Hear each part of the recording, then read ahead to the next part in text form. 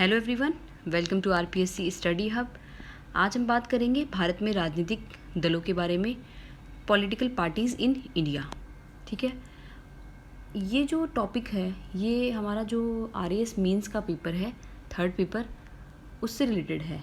ठीक है, उसमें राजनीतिक दल, मतदान व्यवहार जो टॉपिक है उसमें ये इंक्लूडेड है। साथ ही अदर कोई एग्ज़ाम्स है उन सभी के लिए वैसे इंपॉर्टेंट है, क्योंकि राजनीतिक दलों पर क्वेश्चन जो है वो मैक्सिमम बार पूछ लिया जाता है। तो आज हम पढ़ेंगे कि क्षेत्रीय दल क्या है, राजनीतिक दल क्या है, कितने टाइप के जो है राष्ट्रीय दल हैं। ठीक है, और राजनीतिक दल जो है उनका वर्गीकरण किस तरह से किया गया है। ओके, तो आइए बात करते हैं हम भारत में राजनीतिक दल। अब सबसे पहले इनको जानने से पहले हम ये जानते हैं कि राजनीतिक दल होते क्या हैं, यानी किस बेस पर राजनीतिक दल जो है वो काम करते हैं। तो राजनीतिक दल जो होते हैं वो एक स्वैच्छिक संगठन होते हैं। ठीक है, जिसमें क्या होता है, जितने भी लोग उसमें जो स्वैच्छिक संगठन में शामिल होते हैं उनका समान दृष्टिकोण होता है। ठीक है, जो संविधान के अनुरूप होता है, और राष्ट्र के विकास के लिए वो राजनीतिक शक्ति प्राप्त करने की क्या करते हैं, कोशिश करते हैं। तो उन्हीं को हम क्या बोलते हैं, राजनीतिक दल बोलते हैं। ठीक है, अब इनके कार्य की बात करें कि राजनीतिक दल जो है वो कार्य क्या क्या करते हैं, तो कार्य ये करते हैं कि संघीय हो चाहे प्रांतीय हो, यानी कि केंद्र में हो चाहे राज्य सरकारों में हो, विधायिका, पंचायत, स्थानीय नगर चुनाव में, ठीक है, उपचुनावों में, मध्यावधि चुनावों में, ठीक है, अपने उम्मीदवारों को खड़े करते हैं और चुनाव जो है वो लड़ते हैं राजनीतिक दल। इसके अलावा जब चुनाव उपरांत जो हो जाता है तो बहुमत प्राप्त करने पर क्या होता है, सरकार बनाते हैं, जैसे प्रधानमंत्री बन गए, सीएम बन गए। ठीक है, और भी बहुत सारे जो मेंबर बन जाते हैं, मेंबर ऑफ पार्लियामेंट बन जाते हैं।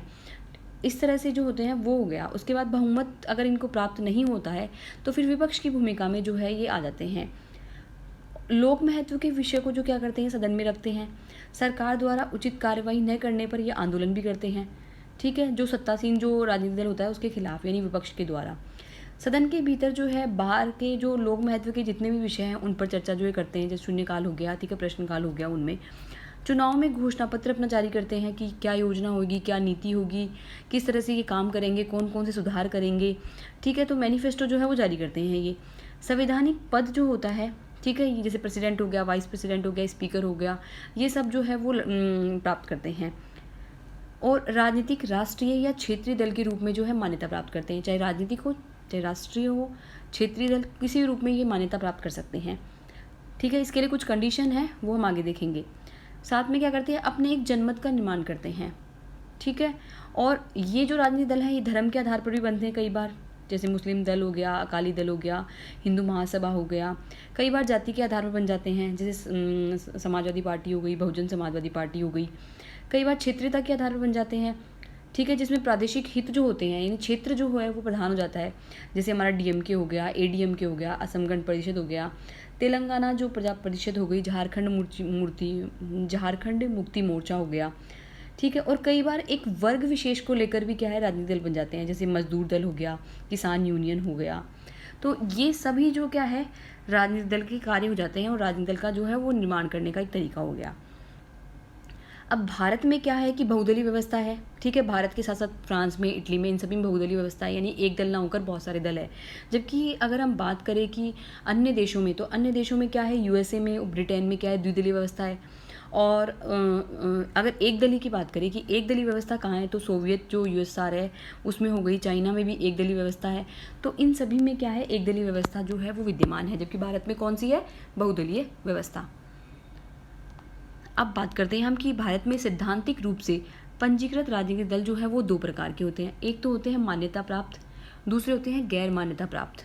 ओके, तो मान्यता प्राप्त जो होते हैं वो दल कितने हैं, टोटल 7 दल है। यानी मान्यता प्राप्त वाले दल जो है वो राष्ट्रीय दल जो है वो 7, और राज्य स्तरीय दल 2 टाइप के होते हैं, राष्ट्रीय दल और राज्य स्तरीय। और जिसमें भी राष्ट्रीय दल जो है वो कितने हैं, 7। उसमें है कांग्रेस, ठीक है, आईएनसी, उसके बाद बीजेपी, भारतीय जनता पार्टी, उसके बाद में बहुजन समाजवादी पार्टी, फिर है CPI, communist party of India, फिर है कम्युनिस्ट पार्टी ऑफ इंडिया मार्क्सवादी, फिर है एनसीपी, नेशनलिस्ट कांग्रेस पार्टी, फिर है टीएमसी, तृणमूल कांग्रेस जो हो गई, जिसको हाल ही में 2016 में जब सबसे नई पार्टी जो है वो यही है राष्ट्रीय दल के रूप में।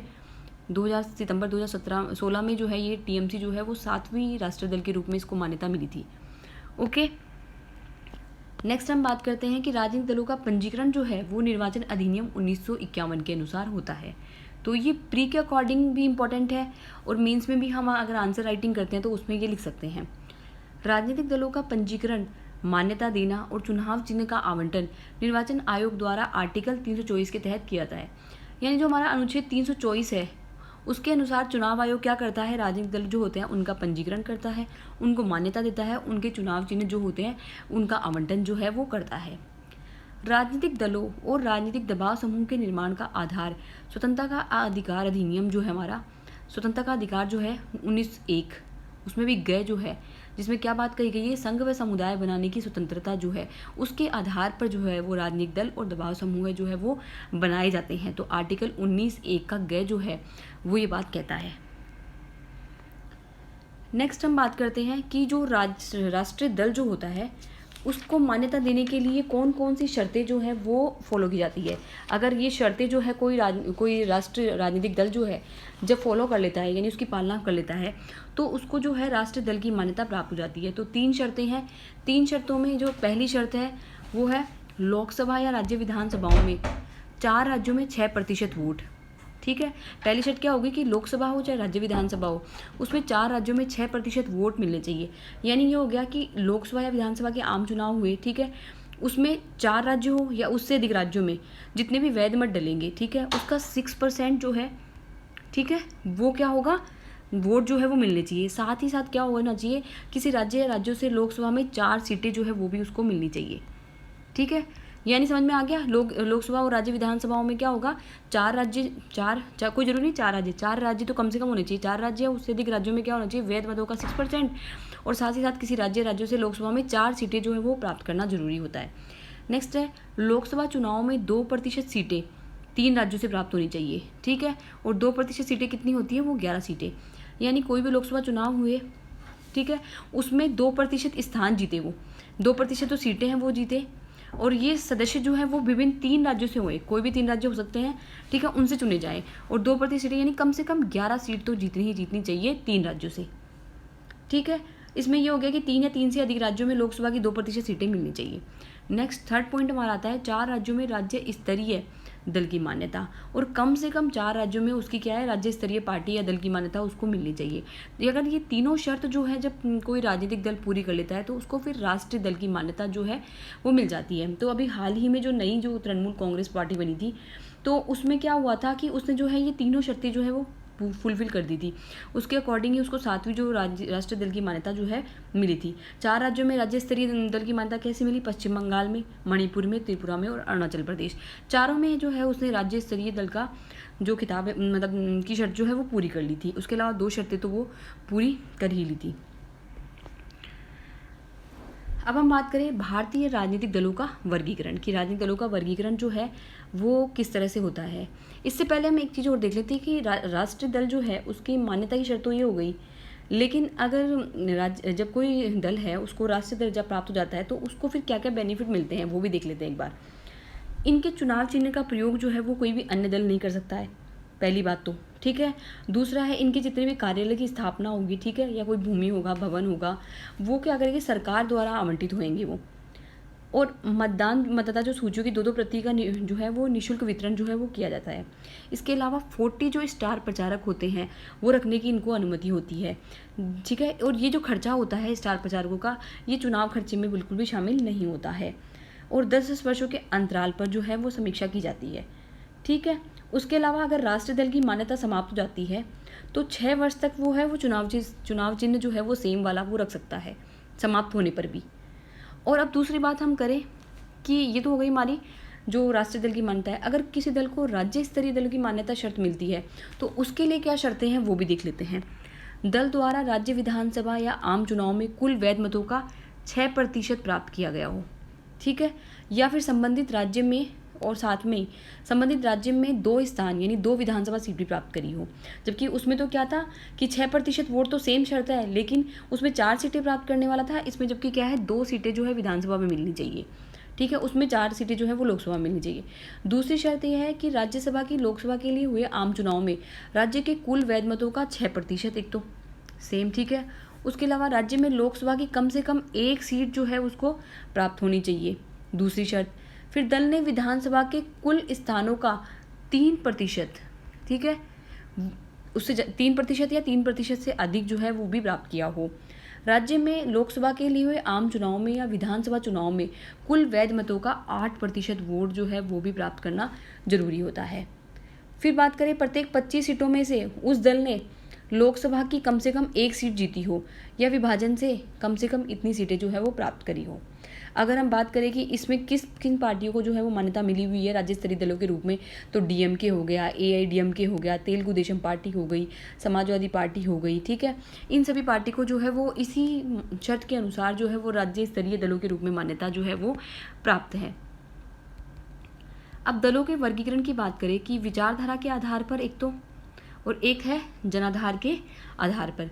विचारधारा के आधार पर 3 प्रकार की हो गई, वामपंथी, मध्यम मार्गी और दक्षिणपंथी। कौन कौन सी हो गई? वामपंथी यानी लेफ्टिस्ट होते हैं वामपंथी हो गए, और मध्यम मार्गी जो हो गए वो हमारे सेंट्रिस्ट हो गए, और दक्षिणपंथी राइटिस्ट। इस तरह से 3 टाइप की हो गई विचारधारा के आधार पर। वामपंथी में बात करें तो ये क्या होता है, एक रेडिकल यानी सुधारवादी टाइप की पार्टी होती है, ठीक है। रेडिकल जो पार्टी को बोलेंगे सुधारवादी होती है। इसमें कौन कौन सी हो गए? सीपीआई 1925 में, ठीक है, सीपीआई-एम 1964 में, सीपीआई-एमएल 1969 में, ठीक है, और फॉरवर्ड ब्लॉक हो गई पश्चिम बंगाल की, 1939 में सुभाष चंद्र बोस द्वारा स्थापित किया गया था फॉरवर्ड ब्लॉक को। दूसरी हम बात करें मध्यम मार्गी, सेंट्रलिस्ट जो है उसमें कांग्रेस आई जो है हमारी वो हो गई। ये बेसिकली उदारवादी पार्टी जो है वो मानी जाती है मध्यम मार्गी वाली। कांग्रेस को छठा पार्टी या अरस्तु पार्टी भी कहते हैं। फिर नेक्स्ट आती है दक्षिणपंथी में हो गया भाजपा, शिवसेना, अकाली दल। अब ये जो दक्षिणपंथी होती है ये क्या होती है? प्रतिक्रियावादी होती है। थोड़ा बहुत इसमें रूढ़िवादी का भी होता है, यानी कि कट्टर जो राष्ट्रीय गौरव और धरोहर के आधार पर जो है ये राजनीति करती है। एक राष्ट्रीय जो है ना भावना को काफ़ी महत्व देती है दक्षिणपंथी पार्टी। इसमें कौन कौन सी होगी? भाजपा, शिवसेना, अकाली दल, इसके अलावा तेलुगु देशम पार्टी, लोक सत्ता पार्टी, ये सब दक्षिणपंथी पार्टियाँ हैं। जनाधार के आधार पर कौन कौन सी होगी? राष्ट्रीय दल और क्षेत्रीय दल। जो राष्ट्रीय दल है ये 7 है, इनके बारे में अभी हमने बात करी है। इसके अलावा डिटेल से और भी बात करेंगे हम 7 पार्टी के बारे में। क्षेत्रीय दलों में हो गया Akali Dal, DMK, ADMK, Telugu Desam party. ये सभी पार्टी जो है वो क्या हो गई? क्षेत्रीय दल हो गई हमारी। अब हम नेक्स्ट बात करें कि जो हमारी राष्ट्रीय दल जो पार्टियां हैं, जो एक 7 पार्टी हैं, ठीक है, Congress, BJP, Baspa, Bahujan Samaj party, CPI, CPIM, NCP. अब इनमें हम देखते हैं कि क्या क्या है, मतलब इनका जो सैद्धांतिक स्वरूप जो है वो क्या है। अगर हम बात करें कांग्रेस के सैद्धांतिक स्वरूप की, तो कांग्रेस की उत्पत्ति का आधार जो है, ठीक है, वो क्या रहा कि राष्ट्रीय आंदोलन रहा। राष्ट्रीय आंदोलन से जुड़ा जाता है, स्वतंत्रता संग्राम के साथ जुड़ा जाता है, क्योंकि अपनी पृष्ठभूमि उसकी कांग्रेस की पृष्ठभूमि हमेशा क्या है? राष्ट्रीय आंदोलन और स्वतंत्रता संग्राम के साथ रही है। साथ ही क्या है, इसकी एक छवि ये भी रहती है कि अपने आप को धर्मनिरपेक्ष छवि के रूप में बनाए रखना। लोकतांत्रिक समानता में ये विश्वास रखती है। मैत्रीपूर्ण संबंधों के लिए, ठीक है, जनमत जो संग्रह होता है उनका निर्माण भी करती है। वर्तमान में जो प्रेसिडेंट है वो सोनिया गांधी हो गई। फिर सैद्धांतिक पृष्ठभूमि की और बात करें तो कांग्रेस में क्या हुआ था? पहला विभाजन 1967 में हो गया था। 1967 में कांग्रेस आई के नाम से हो गया था। और फिर कांग्रेस संगठन में कांग्रेस आई में 1980 में फिर सेकंड विभाजन हो गया, ठीक है। फिर तो कांग्रेस आई जो है वो आज तक वही प्रतिनिधित्व करती रही, और उसी को हम भारतीय राष्ट्रीय कांग्रेस जो है वर्तमान में बोलते हैं, यानी कांग्रेस कांग्रेस जो फर्स्ट है उसी को। कांग्रेस ऐसा राजनीतिक दल जिसका मूल नाम परिवर्तित नहीं हुआ है, ठीक है, और एकमात्र कांग्रेस ऐसी पार्टी जिसने सर्वाधिक बार का है अपना चुनाव चिन्ह जो है वो परिवर्तित किया है। ओके, अब नेक्स्ट हम बात करें बीजेपी की, बहुजन समाजवादी पार्टी की बात करें। बहुजन समाजवादी पार्टी जो है इसकी स्थापना जो है वो 1948 में भारतीय जनसंघ के रूप में हुई थी। भारतीय जनसंघ के रूप में इसकी स्थापना जो हुई थी वो 1948 में हुई थी। श्यामा प्रसाद मुखर्जी जो है उनके द्वारा जो है जनसंघ के नाम से स्थापना की गई थी। प्रारंभ में यह हिंदुत्व कट्टरपंथी विचारधारा थी। फिर 1980 में क्या हुआ? इसका विभाजन होकर पुनः इसका निर्माण हुआ, और फिर ये क्या हुआ? बीजेपी के रूप में बनी 1980 में, ठीक है। बीजेपी जो है फिर 1989 में अटल बिहारी वाजपेयी जी ने जो है वो काफ़ी ज़्यादा इसको मतलब काफ़ी बढ़ावा दिया और बीजेपी पार्टी को एक पहचान दिलाई। और इसके वर्तमान में प्रेसिडेंट जो है वो है जेपी नड्डा। और बीजेपी से बहुत अच्छे अच्छे लीडर जैसे हमारे पीएम जो है नरेंद्र मोदी जी वो हो गए। इसके अलावा राजनाथ सिंह, बहुत सारे जो बड़े बड़े नेता हैं वो बीजेपी से बिलोंग करते हैं। नेक्स्ट हम बात करें बीएसपी बहुजन समाजवादी पार्टी। अब इसकी स्थापना जो है वो हुई 1984 में। 1984 में जो है वो इसकी स्थापना हुई। अब इसकी स्थापना में ये हुआ कि फर्स्ट जो हुआ था जब इसकी स्थापना देखा जाए तो काशीराम जी ने की थी, लेकिन वर्तमान में अगर इसके प्रेसिडेंट देखें तो मायावती है।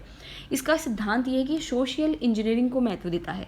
सोशल इंजीनियरिंग के बेस पर जो है ये वर्क करती है बहुजन समाजवादी पार्टी। नेक्स्ट हम बात करें CPI, communist party of India. Communist party of India जो है वो पहले कम्युनिस्ट पार्टी ऑफ इंडिया थी, फिर इसी से अलग होकर जो है वो CPI-M बनी, कम्युनिस्ट पार्टी ऑफ इंडिया मार्क्सवादी। अब 1966 में क्या हुआ था, इसका विभाजन हो गया था। वैसे तो ये पार्टी जो है वो काफ़ी पुरानी है, मतलब इंडिया को जो स्वतंत्रता नहीं मिली थी उससे भी पहले की जो है ये पार्टी है। तो इसमें CPI-M जो है वो नई बन गई थी 1966 में। अब CPI जो है उसके अगर हम बात करें जनरल सेक्रेटरी की तो वो तो है डी राजा, और CPI-M जो है उसके जो है जनरल सेक्रेटरी है वो है सीताराम येचूरी। इसको आप थोड़ा और देख लीजिएगा कि कौन प्रेसिडेंट है और कौन जो जनरल सेक्रेटरी है। आई थिंक इसमें जनरल सेक्रेटरी होता है, जनरल सेक्रेटरी तो डी राजा है CPI के, और CPI-M के सीताराम येचूरी जो है वो जनरल सेक्रेटरी है। नेक्स्ट हम बात करें NCP की, नेशनलिस्ट कांग्रेस पार्टी। इसके अध्यक्ष जो है वो शरद पवार। 1999 में जो है इस पार्टी का उदय हुआ था, ठीक है। और ये क्या हुआ था, ये कांग्रेस के उप विभाजन से ही जो है ये पार्टी बनी थी NCP। ओके, वर्तमान में अध्यक्ष की बात कर चुके हैं, शरद पवार जो है इसके अध्यक्ष हैं। नेक्स्ट हम बात करें TMC जो है तृणमूल कांग्रेस जो है, जिसको सितंबर 2016 में जो है राष्ट्रीय दल की मान्यता मिली। इसके जो चेयरपर्सन है वो कौन है, ममता बनर्जी।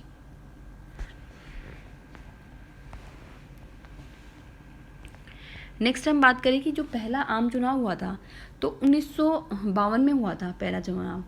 उसमें 14 तो राष्ट्रीय दल थे और 39 जो है वो क्षेत्रीय दल थे, जबकि अगर हम 17वीं लोकसभा की बात करें तो केवल 7 राष्ट्रीय दल थे। जबकि इस तरह से ये हुआ।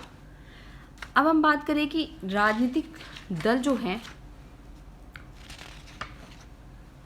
उनमें वर्गीकरण तो अपन ने देख ही लिया। उसके अलावा वर्गीकरण का एक और तरीका है, जैसे कि राष्ट्रीय व धर्मनिरपेक्ष पार्टी, क्षेत्रीय पार्टी, स्थानीय व साम्यवादी पार्टी, तदर्थ पार्टी, लघु पार्टी। इस तरह से भी हम वर्गीकरण जो है वो कर सकते हैं। अब एक क्वेश्चन ये पूछा जा सकता है कि भारत में जो दलीय व्यवस्था है, एक क्वेश्चन ये बन सकता है कि भारत में जो दलीय व्यवस्था है उसकी विशेषताएं जो है आप बताइए। दलीय जो विशेषता हैं उसके बारे में बताइए। तो दलीय व्यवस्था की बात करें तो भारत में एक तो पहली कुछ पॉइंट्स देख लेते हैं। हो सकता है कि मेंस में जो आंसर राइटिंग में ये आ जाए, तो मेंस में क्वेश्चन आ जाए तो हम कैसे लिखें इसको। तो भारत में दलीय व्यवस्था की पहली विशेषता तो ये होगी कि बहुदलीय व्यवस्था जो है भारत में पाई जाती है, जिसमें 7 तो क्या है राष्ट्रीय पार्टी है, उसके अलावा क्षेत्रीय पार्टियाँ भी पाई जाती है। 7 राष्ट्रीय पार्टी में क्या होता है, गठबंधन की सरकारें बनती थी। हालांकि अभी जो लास्ट जो लोकसभा इलेक्शन हुए हैं उसमें स्पष्ट बहुमत मिला है, उससे पहले जो है गठबंधन सरकारें बनती आई हैं। एक दलीय व्यवस्था भी रहती है, कई बार दलीय शासन व्यवस्था भी रहती है। अनेक दल के बावजूद लंबे समय तक कांग्रेस का शासन भी रहा है। 1989 के बाद अधिकांशतः 2 दल कांग्रेस तथा भाजपा का सत्ता में हमेशा से रहा। तो इसके अलावा जनता पार्टी 1977 में मान लो, जनता दल जो है वो 1989 में मान लो, भाजपा जो है 1991 में मान लो। इस तरह से ये हुआ। वर्तमान 2000 जो इलेक्शन जो हुआ है उसमें अधिकांश राज्यों में क्या है, बीजेपी की सरकार बन चुकी है। अब नेक्स्ट पॉइंट की हम बात करें कि स्पष्ट विचारधारा का क्या है, कई बार राजनीतिक दलों में अभाव रहता है। केवल बीजेपी की और CPI की, CPM की जो है विचारधारा केवल स्पष्ट रूप से है, बाकी जो है जितने भी दल है उनकी कोई स्पष्ट विचारधारा नहीं है, ठीक है। इसके अलावा दल बदल कानून भी चलता रहता है कि एक पार्टी से दूसरी पार्टी में जो है वो बिना कोई जो उनका सिद्धांतिक जो स्वरूप होता है वो एक पार्टी से दूसरी पार्टी में जो है वो चले जाते हैं सांसद। उसके अलावा कई बार क्या होता है, कोई व्यक्तित्व होता है उसका महिमा मंडन जो है वो भी ज़्यादा किया जाता है दलीय व्यवस्था में। जैसे कि हम बात करें जवाहरलाल नेहरू की बात करें, अगर पुराने टाइम की बात करें तो नए में इंदिरा गांधी मान लो, उसके टाइम में भी राजीव गांधी, ये ऐसी पर्सनैलिटी बन गई थी कि इनका काफ़ी ज़्यादा महिमा मंडन किया गया था, यानी पर्सनैलिटी को वोट देकर वोट किया जाने लगा। अरविंद केजरीवाल को देख लीजिए चाहे, और मायावती को देख लीजिए बसपा जो है।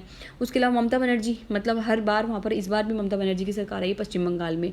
इसके अलावा जो जयललिता जी जो एक्सपायर हो चुकी है AIDMK, उनमें भी क्या था, हर बार जयललिता की सरकार जो है वहाँ पर देखने को मिलती थी तमिलनाडु में। और जो बस BJP है, ठीक है, भारतीय जनता पार्टी, उसमें नरेंद्र मोदी जो है वो भी सेम जो है व्यक्तित्व का महिमा मंडन जो है उसी से बिलोंग करते हैं। तो इस तरह से क्या है, व्यक्ति जो कई बार क्या होता है, वोट जो है पार्टी की विचारधारा को नहीं देखकर व्यक्तित्व के आधार पर भी दी जाते हैं। नेक्स्ट है पारंपरिक कारकों पर आधारित पार्टी। अब कई पार्टियां ऐसी होती है कि पारंपरिक जो कारक होते हैं उन्हीं के आधार पर जो है वोट दिया जाता है। जैसे कि हम बात करें कांग्रेस में भी होता है कि ठीक है, मुस्लिम आबादी जो है वो कांग्रेस की तरफ झुकाव ज़्यादा होता है, तो कांग्रेस को वोट देना ज़्यादा प्रीफर करती है कि हाँ हम तो कांग्रेस को वोट देकर आए हैं। हालांकि अभी जो सिनेरियो है वर्तमान में वो चेंज होता जा रहा है थोड़ा, लेकिन हमेशा से माना जाता है कि पारंपरिक जो वोट कारकों पर आधारित जो होती है वो पार्टी सेम रहती है। और कुछ पार्टी ऐसी होती है धर्म, जाति, वर्ग, भाषा, संस्कृति के आधार पर बन जाती है, ठीक है। तो उसमें क्या करते हैं, वो क्या करती है, सांप्रदायिक और क्षेत्रीय हितों के लिए कार्य करती है। जैसे शिवसेना हो गई, अकाली दल हो गई, बहुजन समाजवादी पार्टी हो गई, इस तरह से हो गया। और क्या हो रहा है, नए नए क्षेत्रों में क्या हो रहा है, क्षेत्रीय दलों का उद्भव हो रहा है। जैसे ओडिशा में हो गया बीजू जनता दल हो गया, AIDMK हो गया, DMK हो गया।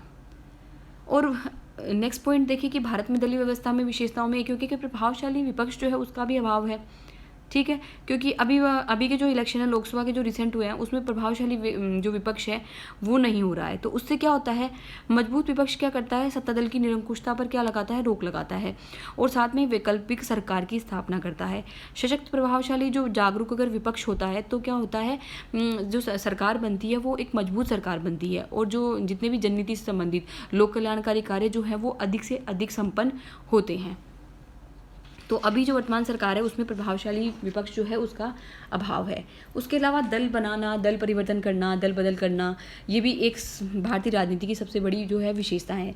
दल बनाते हैं, टूटते रहते हैं, ठीक है, परिवर्तन होता है, विलय होता है, बिखराव होता है, दुर्विकरण होता है, फिर दूसरे दल में शामिल हो जाते हैं। तो सबसे बड़ा एग्जाम्पल तो यही हो गया अभी जो नरेंद्र मोदी जी के कैबिनेट मंत्री में जो अभी ज्योतिराव सिंधिया को शामिल किए गए हैं। जो ज्योतिराव सिंधिया जो है वो हमेशा से कांग्रेस ही रहे हैं, और फिर उन्होंने एकदम से जो है BJP ज्वाइन कर लिया, और फिर उनको कैबिनेट मंत्री भी जो है बना दिया गया है। तो दलों में विभाजन और उपविभाजन जो है वो भारतीय राजनीति में होता रहता है।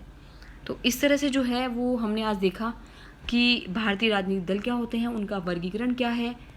आई होप आपको अच्छे समझ में आया होगा। If you have any doubt तो प्लीज़ कमेंट बॉक्स में कमेंट जरूर करिए, ठीक है। Thank you, bye.